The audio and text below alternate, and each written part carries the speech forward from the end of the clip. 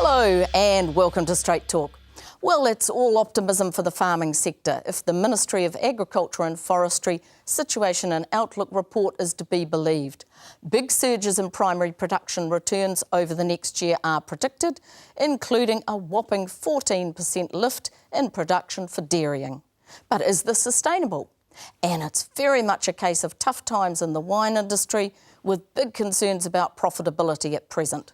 Greater diversification in markets may be the key, and Montana is changing its name to Brancott Estate as part of a more targeted strategy. But will it work? Today my guests are National Business Review journalist Baldwin and former Federated Farmers Vice President Keith Hanning.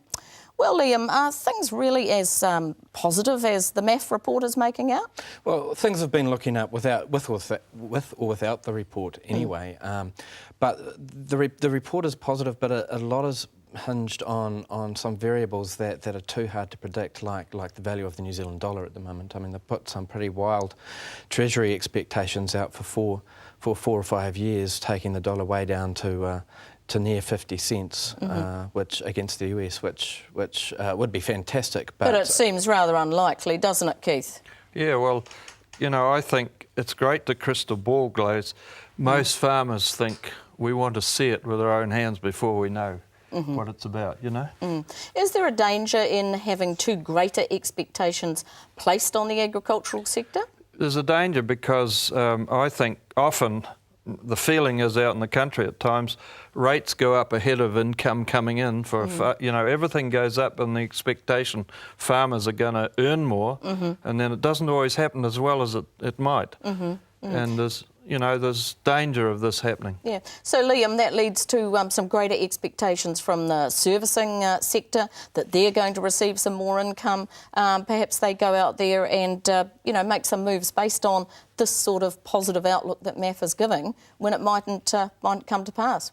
Well, as soon as there's some positive air out there, you always see a surge in confidence in the rural areas in particular that provide all these services. And you're probably not seeing that to a huge degree just yet, except for those in the dairy industry, perhaps, because that's sort of out on its own. The rest of the sectors, they're struggling continually, and have been for the last three or four or more years, and without any increase in productivity, any boost to lambing percentages, that sort of thing, they're not going to pin their hopes on just a falling dollar. So how much faith is being placed just on dairying? I mean, that 14% lift that's been talked about by this time next year, that's a huge amount of extra milk coming out of the country, isn't it? Yeah, it is. Fonterra's own plans, I think they're looking for a 3% per annum lift in production anyway. There's big moves in Southland to increase their herd size by about 150,000 cows down there, I think, over the next 10 years. So that's going to be a big boost for the dairy industry in general. 14% without the dollar factored in terms of revenue could be a big ask, though. And do you think there's going to be any softening up of the approach of rural bankers? They've been sitting on their hands pretty much over the last wee while with land purchases not getting the go-ahead and so forth. Is this going to make them any more confident? Probably not. I mean, I think it's very hit and miss with the banking industry at the moment. They haven't really got into their groove. They've been knocked around with the recession and farms falling over and are still a bit wary about that. They're not really in service mode yet, and they're not sort of there as a supplementary service for farmers as they should be. What they're focusing on really is just security. Yeah. What do you think, Keith? Well, I think the other issue, of course, is that there's been drought in a large part of the country over the last few years. And in a lot of cases, farmers' indebtedness has got very high, and that makes it difficult for them to move beyond reducing debt to getting into production and other modes again. So there needs to be a more all-encompassing approach? Well, I think there needs to be an encompassing understanding of the situation by people outside the industry. And I think farmers can do it if they get the encouragement, but they're facing this trading scheme that's going to affect them. There's all sorts of things in the future that look threatening.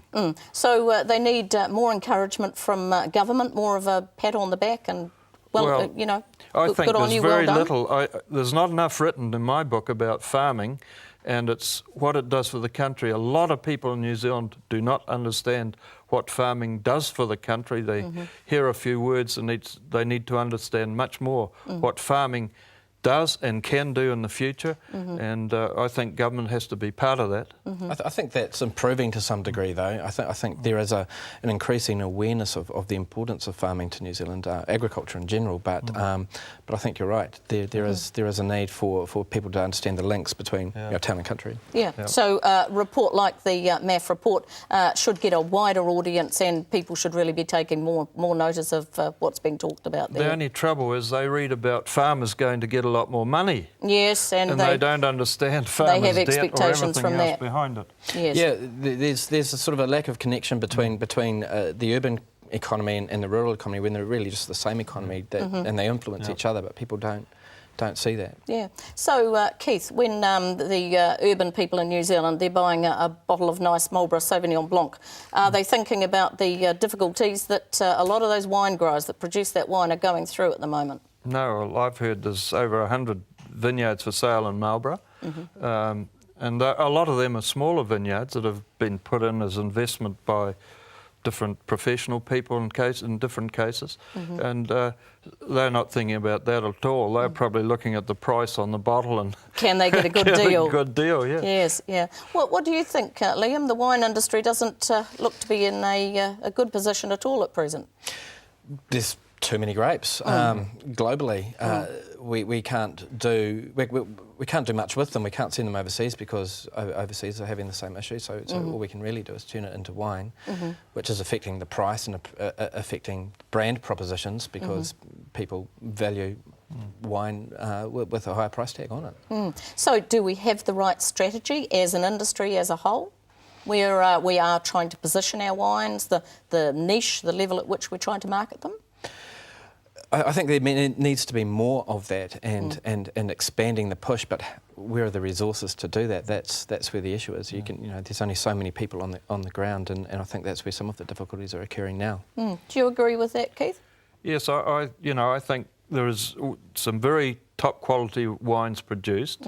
My brother-in-law and sister have a vineyard that their bottles sell at about $60 each. Wow, that's a good return. And that's top quality. The danger is we cannot afford to slip into the bulk area. Or the whole industry, I think, will explode because of a lot of cheaper countries than ours. Yes, that's right.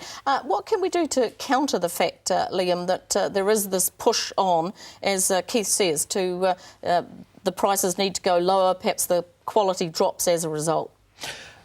Well, that's the problem. The quality won't drop necessarily, but it will be perceived to have dropped. That's just how people buy wine. The more expensive it is, the better it is, at least here in New Zealand, and that's true in other countries, some other countries as well. And that's the damage that's been done to brands when you do have continual specials on wine or just a sustained cheap price in a London supermarket. It will hurt the brand long term, and how to lift that, I guess, is to just expand that market and find new wine drinkers. Yeah. So what about Montana's move in changing their branding to Brancott Estate? Is that looking likely to be something that will pay the dividends? Well, I think that's interesting. I mean, in the States, obviously there's some confusion with the name and the state. I don't know if they need to change the name wholesale, though. Perhaps just create a new brand for that particular market. I mean, the Montana name here in Australia and many other countries is pretty strong and solid, and there is no confusion. Now, Liam, with free trade agreements coming up, is it likely that there will be some good results there for wine growers and exporters in terms of tariff reductions or easier access to different markets? Easier